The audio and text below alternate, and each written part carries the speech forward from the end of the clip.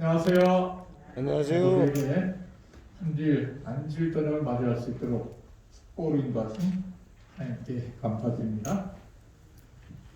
우리 요셉에 대해서 저희가 꾸준히 함께 말씀의 은혜를 나누고 있는데, 요셉이 창세기 44장에 마지막으로 형제들이 정말 올바르게 거듭나고 회개하고 하나님 믿는 사람으로 믿음 생활을 제대로 잘 하고 있는지, 거기에 대해서 요셉이 형제들을 은잔으로 시험하는 그런 일을 하게 되었습니다.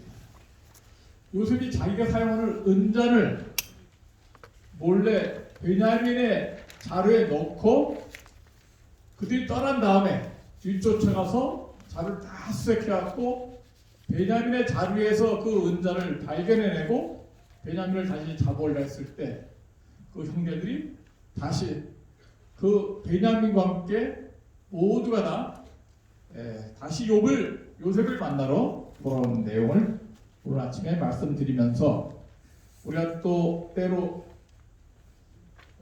시련과 고난을 당할 때가 많지만은, 그러나 이 시련과 고난은 하나님께서 우리에게 더 큰 믿음의 축복을 주시게 하는 것이라고 확신하시기 바랍니다. 아멘. 예수님도 시험을 당하셨을 때 사단의 시험을 말씀으로 이겼다는 말씀이 뒷페이지 맨 위에 나와 있습니다.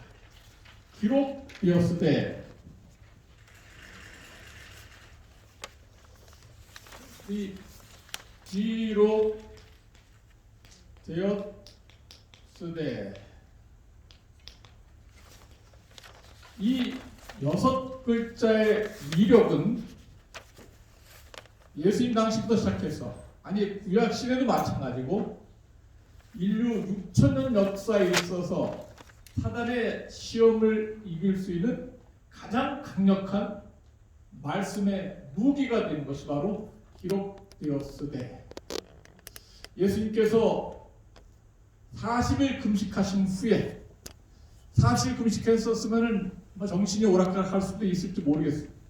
너무 굶주리고 기력이 연약해지고 정말 최하의 육체적 조건을 갖고 계셨음에도 불구하고 사단이 3가지 시험을 했지만은 사단의 시험을 이길 수 있는 말씀을 그분이 마음속에, 머릿속에 소유하고 있었습니다. 마태복음 4장에 그 시험하는 내용이 나와 있는데, 다시 한번 우리 말씀을 펴고 마태복음 4장 3절, 시험하는 자가 예수께 나와서 가로되 내가 만약 하나님의 아들이어든 명하여 이 돌들이 떡덩이가 되게 하라. 그래서 첫 번째 시험이 식욕에 대한 것. 그래서 인간의 연약함이 가장 어려울 때가 바로 이 먹는 거가 제일 우리가 유혹을 이기기가 힘들 수 있습니다. 그래서 이 먹는 것 갖고 사람들이 시험에 들 수 있고 어려움에 직면했을 때 이기기 힘들 경우도 있는데, 또 사단이 먹는 것 갖고 첫 번째로 시험하는 목적은 뭘까요? 인류의 시조 아담과 하와가 첫 번째 실패한 것이 뭐 때문에 실패했어요? 먹는 것. 이 식욕 때문에. 선악과를 따먹지 말아야 되는데 이걸 따먹음으로 말미암아 실패하고 말았어요. 그래서 인류가 실패하는 것을 아담 하와보다 더 안 좋은 조건인 예수님께 시험을 했을 때, 예수께서는 아담과 하와보다 안 좋은 몸의 상태였지만은, 40일 굶는 상태였지만은, 그러나 하와가 실패하고 아담이 실패한 것을 예수님은 승리하셨습니다. 승리하실 때 4절에 있는 것처럼 예수께서 내 앞에 걸었을 때 뭐 했을 때? 기록되었을 때. 거기 사람이 떡으로 할 것이 아니요 하나님의 입상 모든 말씀을 할 것이라. 거기 관주 성경 아닌 분들은 다른데 표가 되어 있지만은 거기다가 신명기 8장 3절 이렇게 적어주시면 좋겠습니다. 그래서 이 사람이 떡으로만 살 것이 아니요 하나님의 입에서 나오는 말씀을 할 것이라. 광야 시대에 하나님께서 만나를 주셨는데 만나를 내려주시고 그렇지만 만나를 먹은 사람은 다 죽고 말았어요.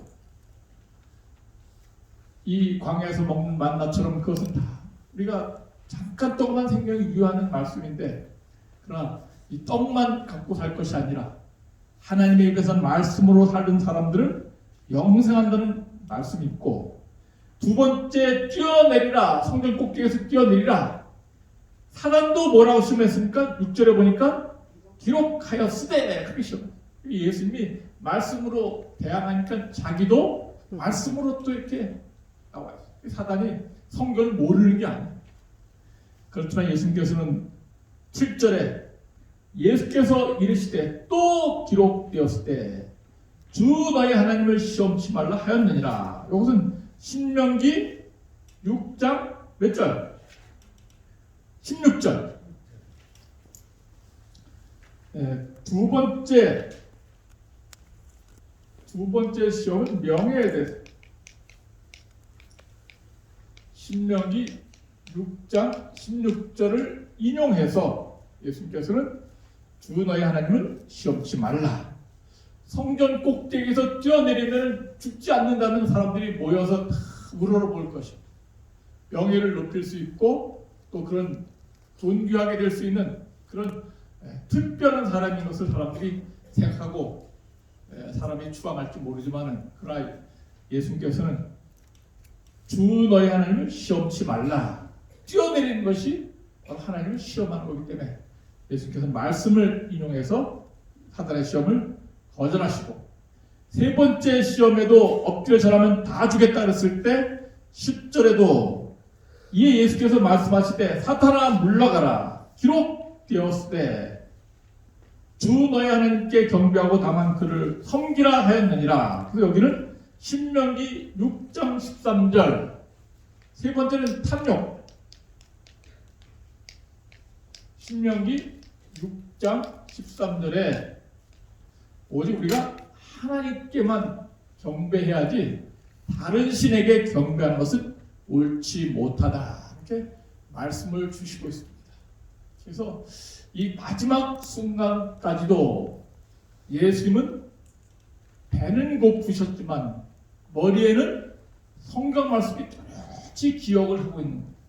특별히 신명기 8장 6장에 있는 말씀을 그래서 마지막 때 위기가 닥치고 시험이 닥치고 어려움에 직면했을 때 우리가 이길 수 있는 비결은 예수님처럼 말씀으로 기록되었을 때 말씀으로 사단의 모든 권세와 싸워서 승리할 수 있는 하나님의 자녀가 되시기를 간절히 바랍니다. 그래서 성경 말씀을 많이 외워놓았으면 좋겠습니다. 좀 전에 우리가 찬양하면서 눈을 들어 산을 보아라. 천지를 지으신 너희 하나님께서 너를 도와주실 것이다. 온 천지를 지으신 하나님. 시편 121편 내가 산을 향하여 눈을 들리라 나의 도움이 어디서 옳고 나의 도움이 천지를 지으신 여호와에게서로다. 몇 장 몇 절? 시편 121편 김미자 집사님이 제일 좋아하는 성경 구절 몇 장 몇 절? 이사야 41장 10절 무슨 말씀 있어요? 두려워 말라 내가 너와 함께합니다. 놀라지 말라 나는 내 하나님 됩니다. 그래서 우리가 이런 성경 말씀들 우리가 머릿속에 암송하고 정말 위기의 순간에 성경 말씀을 내 머릿속에서 끄집어내서 기록되었을 때 사단의 권세를 이길 수 있는 말씀으로 무장한 하나님의 자녀가 되길 간절히 바랍니다. 매튜 헨리 목사님이 이 라디오나 TV 방송에서 설교하고 있는데 그 설교 방송 라디오 방송의 주제가 기록되었을 때 It is written 이런 제목으로 설교를 방송하고 있습니다. 그래서 제7일 안식일 예수님교회 성도들의 믿음에 대해서 우리는 예수님처럼 성경 말씀 기록되었을 때 그래서 이 성경 말씀은 신앙의 시금석 나침판이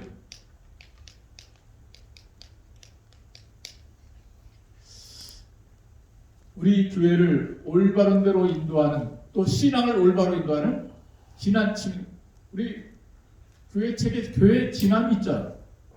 교회 진함. 교회 진함이 있습니까? 진함이 무슨 뜻이에요? 교회는 교회고 진함은 진함. 이 나침판. 동서남북을 가르쳐주는 나침판. 그 진함처 역할을 하는 것. 그것이 바로 교회 진함. 그래서 우리 교회 진함은 성경 말씀을 근거로 해서 가르치고 이렇게 협력하는, 도와주는 그런 역할을 하고 있습니다. 함께 가야 할 천국에 대해서 그 밑에 5번에 페이지 나와 있습니다. 그래서 이 유다를 또 베냐민을 데리고 꼭 함께 가야 된다는 말씀은 우리가 할례를 할 때 모세가 이렇게 한 것처럼 우리 가족이 한 사람도 빠짐없이 함께 천국에 갔으면 좋겠습니다. 모세와 아론을 바로에게로 다시 데려오니, 출애굽기에 있는 말씀인데요.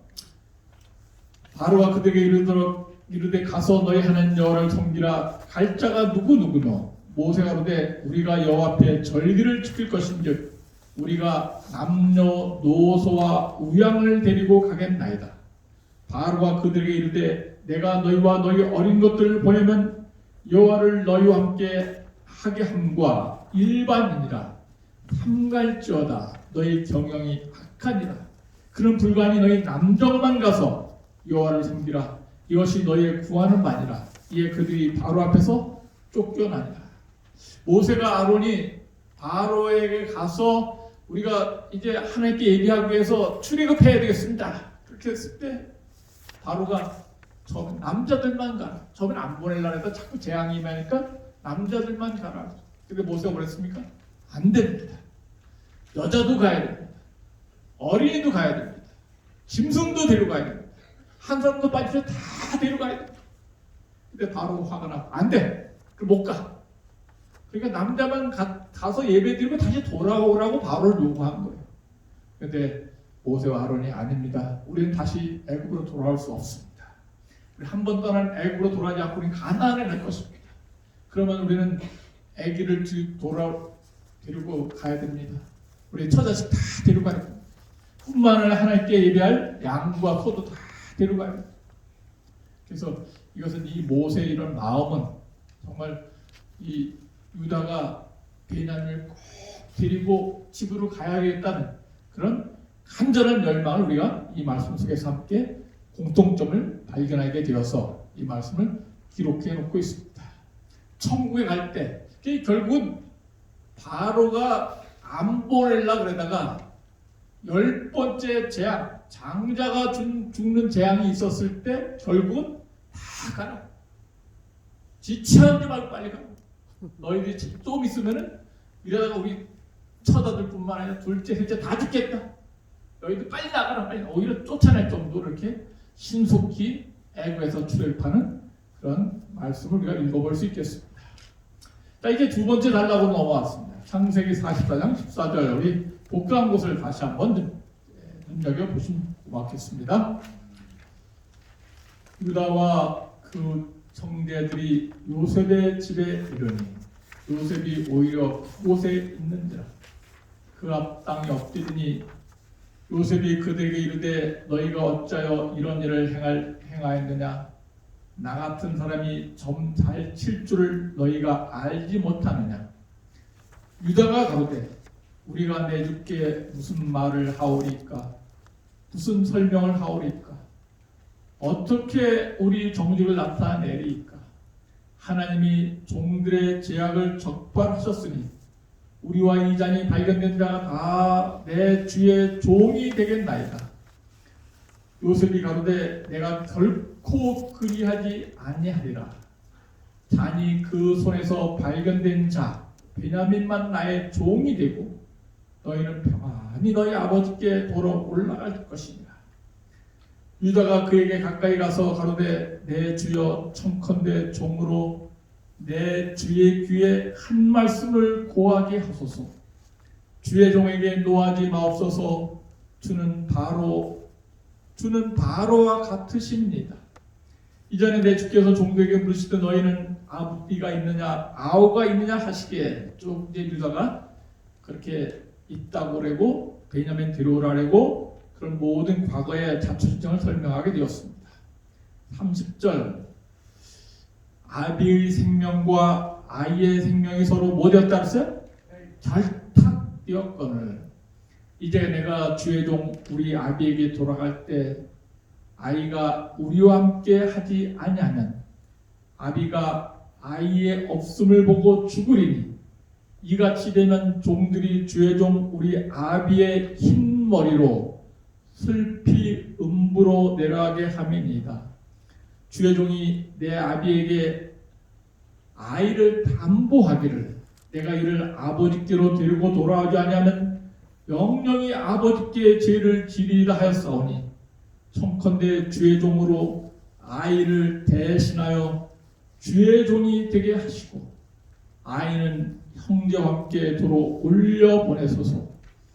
내가 어찌 아이와 함께 하지 아니하고 내 아비에게로 올라갈 수 있으리까?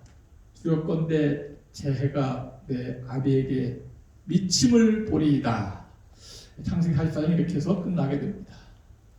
정말 이 유다가 형제들의 네 번째 아들이죠.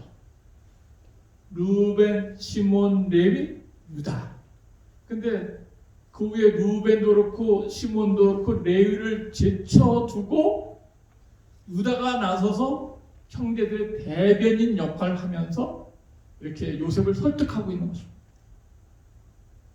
유다가 그렇게 말을 잘했기 때문에 그랬을까? 아주 분명하게 사리 등들을 잘 가려서 앞은 이렇고 중간은 이렇고 후는 이렇다. 그래서 전후 좌우를 잘 배경을 파악해서 조리 있게 말을 잘할 뿐만 아니라 유다의 마음속에 이렇게 형제들의 대변인 역할을 한 것은 그가 예수님과 같은 품성을 갖고 있었기 때문이었다. 아멘. 그래서 이스라엘 야곱도 루벤이나 다른 형제들이 얘기했을 때 안 믿었어요. 베냐민 데려오겠습니다 했을 때 믿지 않았는데 유다가 말하니까 믿었어. 그래서 베냐민을 보낸 것입니다. 내가 이 아이를 꼭 데리고 오겠습니다. 내가 생명을 꼭 지키도록 하겠습니다. 이렇게 단단히 약속하니까 유다가 보냈는데 이 유다의 이 모습 속에 베냐민을 언급할 때 동생이라 그러지 않고 한 아이라고 설명해요. 이 베냐민도 어느 정도 큰 나이거든요. 최소한도 10살 이상은 넘었을 거예요. 이 요셉이 그 당시 요셉이 그 당시 39살 거의 40대에 이뤘으면은 베냐민도 나이 차이가 10살 정도 차이 난다 하더라도 30대 아주 성년의 나이에 들었을 것입니다. 그럼에도 불구하고 이 베냐민에 대해서 넷째 형 유다는 이 베냐민 동생, 막내 동생, 자기 어머니 아들이 아니고 배다른 자식인데도 불구하고 정말 그를 친자식처럼 친아들처럼 이렇게 설득하고 사랑하는 그런 모습을 보여주면서 내가 이 베냐민과 아버지가 생명이 서로 연결된 내가 절대로 두고 갈 수가 없습니다. 이 베냐민을 올려보내시고 내가 대신 종이 되겠습니다. 이런 간절한 탄원을 이렇게 유다가 하고 있습니다. 정말 이 유다는 그래서 이 예수님께서 12지파 중에서 누구에게서 태어났어요? 유다 지파에서 예수님께서 태어났어요. 원래 여기 중간에도 우리가 좀 이따 다시 언급해 보면은 자 우리 우선 진도를 우선 나가보도록 합시다. 다시 1번 요셉에게 온 유다와 요셉의 형제들. 이제 베냐민에게서 금잔이 은잔이 발견된 다음에 요셉의 집에 다 왔어요. 다른 형제들 가도 된다 그랬는데 베냐민이 같이 데리고 와야 되니까 이 10 형제들이 다 베냐민과 함께 왔습니다. 그런데 요셉의 집에 왔더니 요셉이 뭐하고 있어요? 아직도 들어가지 않고 거기서 기다리고 있어요. 그러니까 이 말씀을 준비하면서 유다와 그 형제들이, 형제들 대표의 앞에 유다의 이름이 나와 있어요. 그 형제들이 요셉의 집에 이르니 요셉이 오히려 그곳에 있는지라. 그 형제들도 땅에 엎드렸습니다. 요셉이 왜 왕궁에 안 들어가고 그곳에 대기하고 있었을까요? 틀림없이 뭔가 형제들에게 대해서 해결책을 마무리하고 왕궁에 들어갈 그런 결심을 하고 있었을 거라고 생각해요. 정말 요셉이 형제들을 미워했으면은 자기 청직을 보내지 않고 경찰들 보냈어요. 군대를 보내더니, 그렇죠? 그리고 다 잡아. 그래서 형제들을 시험한 것이 아니라 형제들을 잡아 죽이려고 했으면은 당장 가서 군사들 파송해갖고 잡아다가 묶어갖고 경찰서 들어가더니 그렇게 했어. 그런데 이것은 형제들을 정말 사랑하고 그들이 베냐민에 대해서 사랑한 마음이 있는지 없는지 확인해 보기 위해서 요셉이 아직 자기 집무실로 가지 않고 거기에 기다리고 있었습니다. 어째 돌질했느냐? 유다가 모든 것을 다 잘잘못에 대해서 시인하고 어떻게 우리가 변명할 수 있습니까? CCTV가 있는 것도 아니고 뭐 어떻게 할 수가 없습니다. 하나님께서 이렇게 인도하셨으니까 우리 다 종이 될 수밖에 없습니다. 아니야. 은잔이 발견된 베냐민만 종이 돼. 그렇지만 유다는 이 막내 동생이 아버지하고 생명이 연결되어 있습니다. 얘가 죽으면 아버지도 죽습니다. 정말 이 아이는 꼭 살려야 됩니다. 이 결탁되었다는 모습 속에서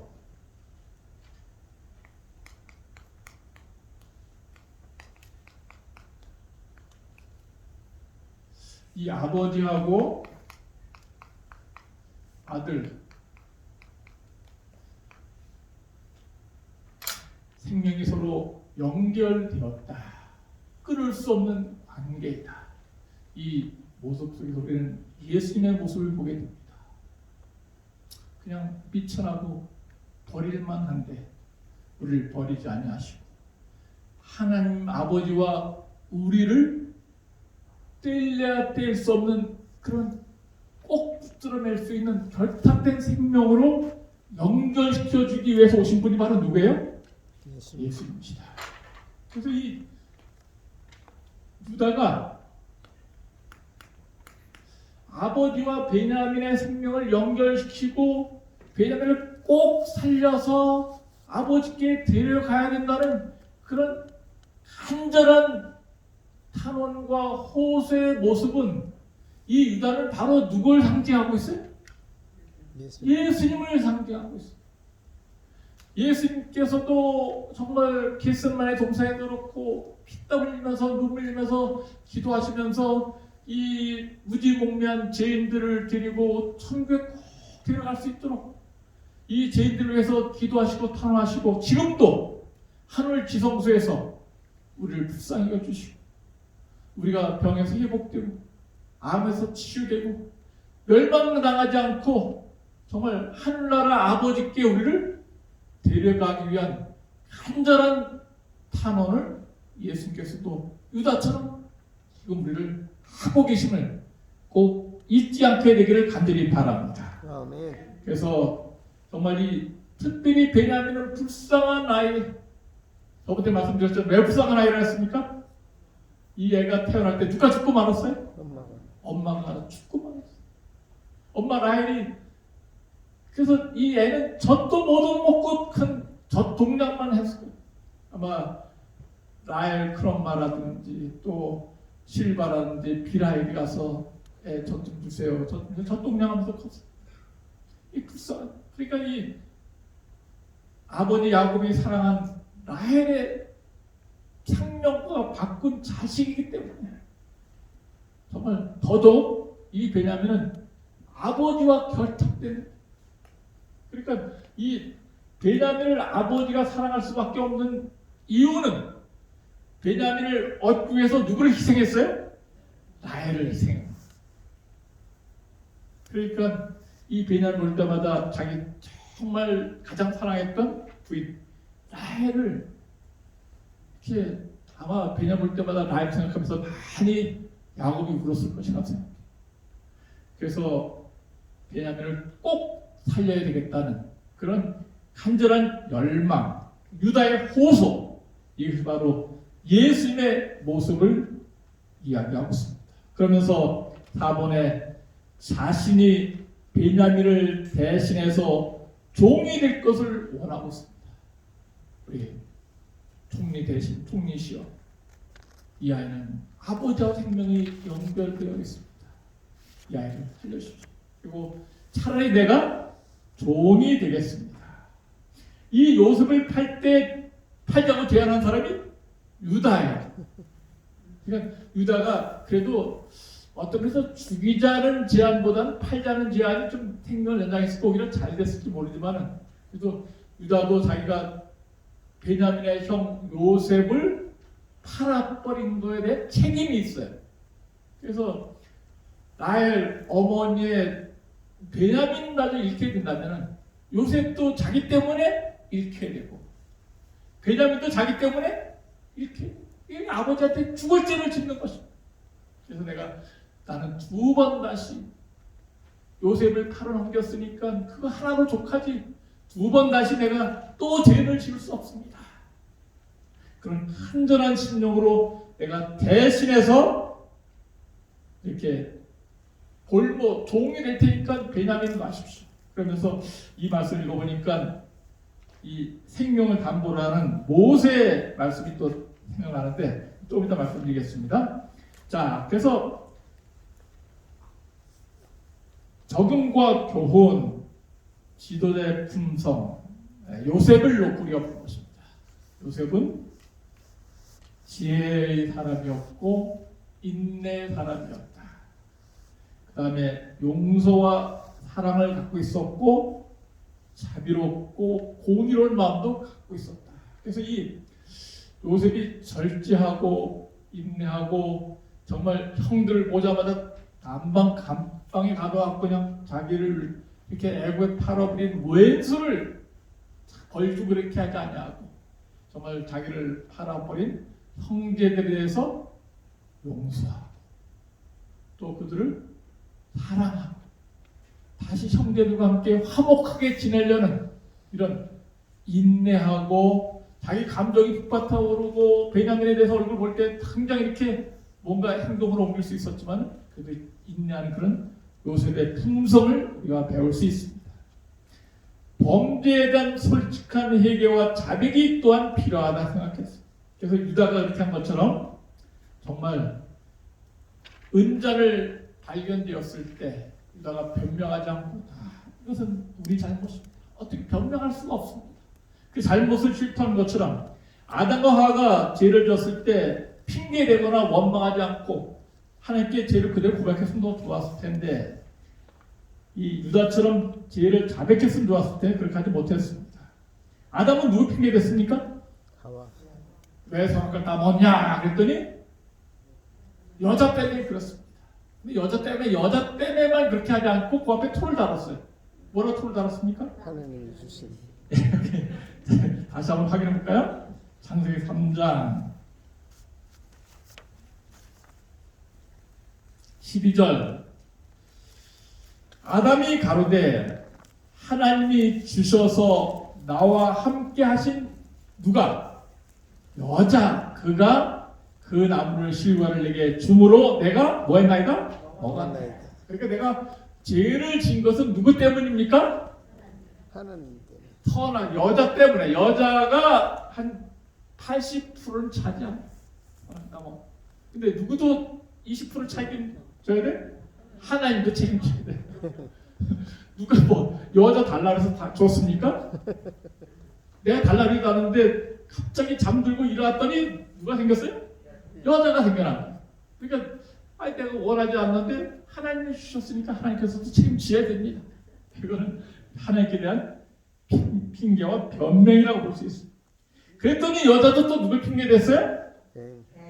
내가 어째 먹었냐 했더니 여자가 뱀이 나를 깨물어 내가 먹었나이다. 그러니까 이것도 하나님께 원망하는 것이 있습니다. 하나님이 뱀을 창조하셨습니다. 뱀이 왜 말하게 만드셨습니까? 그렇게 해서 하나님 원망하는 그런 핑계가 되게 되었습니다. 자, 우리 유다의 책임감에 대해서 한번 보겠습니다. 유다는 예수님과 닮은 표상입니다. 유다의 자아 희생의 정신은 확실히 칭찬할 만하다.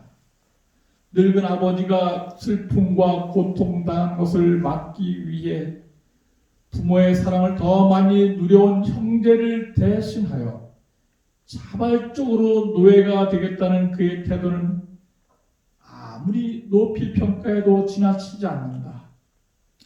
유다의 부하적 아량은 전에 있었던 누구의 그것과도 비교할 수 없는 뛰어난 것이었다. 여기서 유다는 진실로 회심한 사람, 약속의 후손의 조상이 될 만한 사람, 약속의 후손은 예수님이시죠? 예수님의 조상으로서 자격이 있다는 소리예요. 그의 이름이 하나님의 선민을 지칭하기에 합당한 자의 모습으로 나타나고 있다. 그래서 생명이 사랑하는 아들을 죽이지 않고 아버지께 데려가려는 그런 모습 속에서 예수님과 닮은 것. 여기 백성의 실수와 잘못을 대신 책임진 자. 모세의 경우 출애굽기 32장, 출애굽기 32장, 출애굽기 32장 31절부터 구약 성경 133쪽에 있습니다. 여호와께로 다시 나아가 여짜오되 슬프도소이다. 이 백성이 자기들을 위하여 금신을 만들어 싸우니 큰 죄를 범하였나이다. 그러나 합의하시면 이제 그들의 죄를 뭐하시옵소서? 사하시옵소서. 그렇지 않으면 원컨대 주의 기록하신 책에서 내 이름을 뭐 해달라고? 지워버려 주시옵소서. 여호와께서 모세에게 이르시되 누구든지 내게 범죄하면 그는 내가 내 책에서 지워버리리라. 이제 가서 내가 내게 말한 곳으로 백성을 인도하라. 내 사자가 내 앞서 가리라. 그러나 내가 보응할 날에는 그들의 죄를 보응하리라. 모세가 훌륭한 사람입니까? 아멘. 훌륭한 사람. 이들이 금수한지 만들어서 절하고 경배했는데 하나님께서 이들 다 죽여버리고 너를 다시 민족으로 삼아서 축복의 통로로 삼아갖고 너희 민족을 크게 하고 내 자손으로 복을 받게 하겠다. 이 금수와 경배는 딱 죽여버리겠다 그랬을 때 절대로 그렇게 하면 안 돼. 그래서 하나님을 만류하고 그리고 그들의 죄를 내가 다 치겠습니다. 그들을 용서해 주십시오. 그렇지 않으면 생명책에서 내 이름을 지워주십시오. 이런 백성의 죄를 담보하고 책임 맡은 이 모습은 바로 누구의 모습이에요? 예수님. 예수 그리스도의 모습. 그래서 예수님께서 여기 가만히 말씀을 하다 생각나는 것은 이런 마음을 가진 사람들이 하늘나라 갈 자다. 그렇죠? 그래서 유다 지파에서 예수님이 태어난 것은 이렇게 동생의 잘못과 또 동생의 허물을 책임지고자 하는 죄책감을 죄에 대한 담보를 갖고 있는 책임을 맡고 있는 그런 유다의 모습. 그래서 그 속에서 예수님이 그 지파에 태어나셨습니다.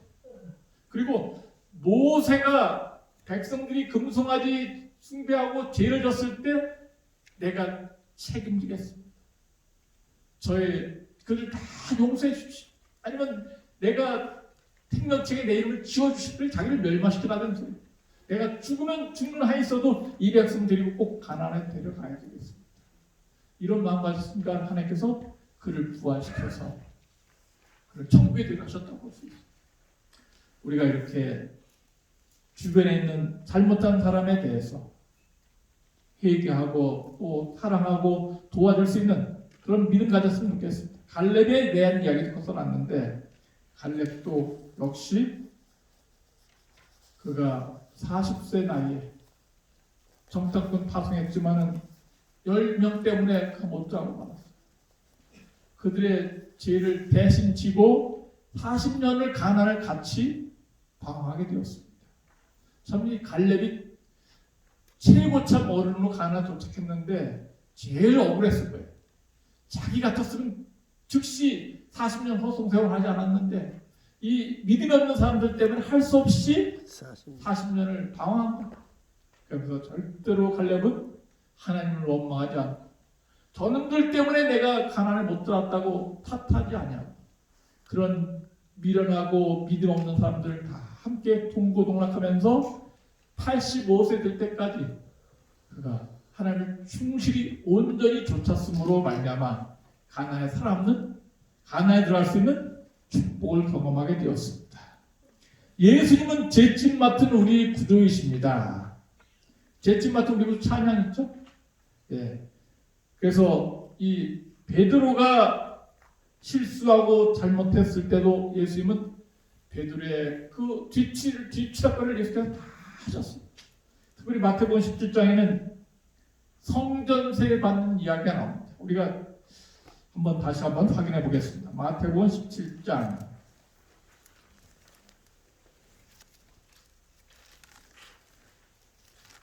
마태복음 17장 24절 신약성경 29페이지 가버나움에 이르니 반세계를 받는 자들이 베드로에게 나와 가로되 너희 선생이 반세계를 내지 아니하느냐? 가로되 내신다 하고 집에 들어가니 예수께서 먼저 가로되 시몬아 내 생각이 어떠하냐? 세상 임금들이 네게 관세와 정세를 받느냐? 자기 아들에게냐 타인에게냐? 베드로가 가로되 타인에게입니다. 예수께서 가로되 그러하면 아들들은 세를 면하리라. 그러나 우리가 저희로 오해케 하지 않기 위하여 네가 바다에 가서 낚시를 던져 먼저 오르는 고기를 가져 입을 열면 돈 한 세계를 얻을 것이니 가져다가 나와 너를 위하여 주라 하시니라. 성전세를 성인 남자는 누구나 다 내게끔 되어 있습니다. 의무적으로. 면제되는 사람은 제사장, 선지자, 왕족들 그런 사람들은 면제 대상, 면세 대상이에요. 근데 이 베드로에게 성전세 받는 사람들이 뭐라 했어요? 너희 선생님이 반세를 안 내느냐? 그렇게 신라를 했어요. 질타를 한 겁니다. 그래서 베드로가 뭐라 했어요? 그까짓 거뭐 내집 그 반세를 그거 얼마나 된다고. 그러면서 그냥 예수님과 의논도 없이 뭐라 했어요? 이를 저질러 말았어요. 낸다. 우리가 미쳐는 거 없을까 봐요? 낸다. 딱 대답하고 왔습니다. 이게 무슨 문제가 있습니까? 이 성전세 낸다 안 낸다가 왜 중요해? 돈이 중요한 게 아니에요. 뭐가 중요한 거예요? 예수님이 선지자인데 이 성전세 받는 사람들이 예수님을 선지자로 인정하지 않는 것입니다. 그냥 뭐라고 얘기했어요? 너희 선생이 그냥 선생으로 깔보고 있는 거예요. 이거는 자존심 문제였어요. 돈 문제가 아니고 뭐해야 되는데 이거는 예수님이 선지자로서 메시아로서 그리고 이 성전의 주인이셔요.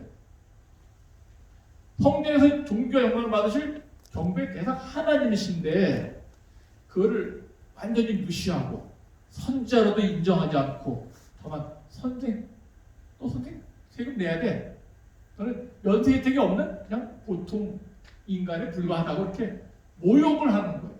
이 베드로가 그것도 모르고 까짓거만 내지 뭐 이렇게 실수를 하고 말았어. 그 예수님께서 베드로에게 야 성전세를 누가 내느냐? 타인 내느냐? 아들이 내느냐? 아들은 안 내죠. 그래서 베드로야 내가 일을 저질렀구나. 그런데 예수님 자신이 선지자인 것을 또 하나님의 능력을 가진 창조주인 것을 성전세를 안 내도 된 위대한 하나님의 종인 것을 입증하기 위해서 지정을 행하신 거예요. 그래서 바다에 가서 뭘 던지라고? 낚시를 던져라. 그럼 낚싯바늘에 물고기에 딱 올라올 텐데 물고기 입을 열면 거기 뭐가 있을 것이다? 한세계. 한세길이 있을 것이다. 요거를 가져다가 성전세 되는 사람한테 주라. 요것이 왜 기적이 중요합니까? 물고기가 어떻게 한세계를 입에서 물고 나오냐? 예. 예수님이 선지자인 것을 입증하는 즉 기적이에요. 어떤 선지자? 창조주. 바다 물속의 고기에게, 바다 밑바닥 고기에게 어떤 사정이 있는지 알아내는 분이십니다. 그래서 바다 물속 깊은데 물고기가 뭘 물고 있어요? 이 지렁이를 물고 있는지 해초를 물고 있는지 뭐 어떤 미끼를 물고 있는지 아무도 모르잖아요. 근데 예수님은 바다 밑바닥 속에 물고기가 뭘 물고 있다? 동전을 물고 있다는 것을 알아내는 선지자예요. 물고기가 동전을 물고 있으니까 고통스럽까 안 고통스러울까요? 물고기 입에 동전이 걸렸으면 이 물고기가 목구멍에 걸려갖고 넘어가지도 않고 토해내지도 않고 그러니까 다른 것들을 못 먹고 있잖아. 옛날에 시골 살 때 소 얘기를 제가 한번 했지만은 우리 아버지가 이제 저 어렸을 때 초등학교 다닐 때 그러니까 아버지가 한 얘기를 들었어. 그랬더니 송아지가 이제 키우는데 사다가 키우는데 이상하게 어느 날 갑자기 소가 여물을 줘도 먹지 않고 그냥 국물만 빨아먹더래. 그래서 이 소가 왜 그러지? 왜 그러지 않고 이렇게 소리 그래서 밥을 줘도 안 먹고 뭐 엽을 줘도 안 먹고 아무것도 못 먹고 그냥 소죽을 써갖고 이렇게 국물하고 같이 줬더니 잘 먹다가 그냥 물만 빨아먹고 그래서 이상하다 그래고 여러 날 걸려서 이거 너무 안 되겠어 이러다 굶어 죽겠다 생각하고 여러 사람들 데려왔는데 아무도 못 알아맞혀. 왜 그런지. 왜 그렇다 그랬어요? 그래서 이 마을에 유명한 한 경험 많은 어르신들이 와서 가만 소를 보니까 소가 국물만 홀짝홀짝 빨아먹고 못 먹고 있어요. 그래서 아무도 못 알아맞혔는데 이 사람이 이 소의 입부터 시작했고 목덜미에서 이렇게 이렇게 만져보니까 이 식도로 내려가는 길에 뭐가 하나 맞춰들대. 그래서 소 입을 벌려갖고 손을 넣어서 깊이 해갖고 딱 꺼냈는데 뭐가 하나 딱 나왔어. 그게 알타리 총각무가 식도에 걸리는 거예요. 그래서 총각무가 이게 목에 딱 걸렸으니까 넘어가지도 않고 올라오지도 못하고 그러니까 되새김질도 못하고 완전히 소가 죽어가게 생겼어요. 그래서 그걸 딱 꺼내주니까 그제서야 여물도 먹고 밥도 먹고 그랬다. 이 물고기 입속에 동전은 이 물고기가 꼭 그런 상태는. 그래서 예수님께서 이 물고기 낚시를 건져갖고 입속에 동전을 꺼내주니까 뭐가 해결됐습니까? 물고기도 고민이 해결되었습니다. 그 잡아먹었을까요? 살려줬을까요? 어떻게 알아요? 고맙죠. 물고기가 고생했다. 살려줬을 것 같아. 뭐 물고기 잡는 게 목적이 아니었으니까 동전을 빼갖고 세금 바치면서 성전세 받는 사람이 뭘 했을까? 동전 어디서 났어? 우리 선생님이 말이야. 이거 물고기 바닷속에 낚시 던져갖고 잡으라 했을 때 딱 보니까 거기 있다 그래서 우리 선생님 예수님께서 기적을 보여주셔갖고 물고기를 통해서 이렇게 잡아서 낸 거야. 우리 선생님 보통 분인지 알아? 우리 선생님은 선지자야. 성전세를 내지 않아도 되실 분이야. 근데 내가 실수해서 할 수 없이 내는 거야. 알았어? 다시는 성전세 내라고 그러지 마라. 예수님은 죄짐 맡은 구주이십니다. 베드로의 실수를 책임져 주셨어요. 베드로의 체면을 덜어주시고 또 예수님은 바다 및 물고기의 사정을 아시고 고민을 풀어주시는 분이십니다.